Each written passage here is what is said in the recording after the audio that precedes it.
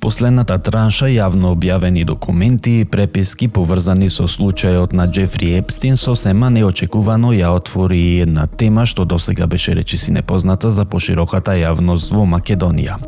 Во купот мејлови, фотографии и документи се појави и новинарско истражување на Bloomberg Business Week, кое предизвика силни реакции ширум светот. Според објавеното истражување, Универзитетот Колумбија во Соединетите Американски држави со години работел на создавање и одржување колекција од човечки мозоци од починати лица за научни анализи и медицински истражувања, меѓу кои и истражувања поврзани со менталното здравје. Она што ја вознемири македонската јавност е тврдењето дека дел од овие примероци според истражувањето потекнувале од Македонија. Кој ги доставувал, по која постапка, со какви дозволи и најважното, со чија согласност.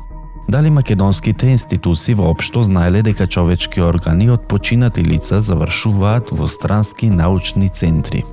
Во истражувањето се отвора сериозно прашање за меѓународната соработка, но и за тоа дали постоеле јасни договори, протоколи и контроли при како што се наведува извозот на биолошки материјал од државата.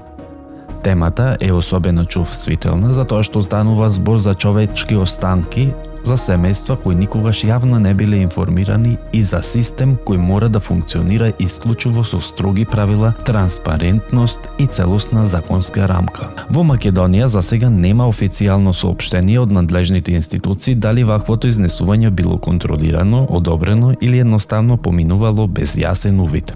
И на крајот останува клучното прашање: дали станува збор за јавно договорена и законска научна соработка или за долгогодишна институционална неконтрола во која под наводници се изнесувало се и се што без отчет пред јавноста?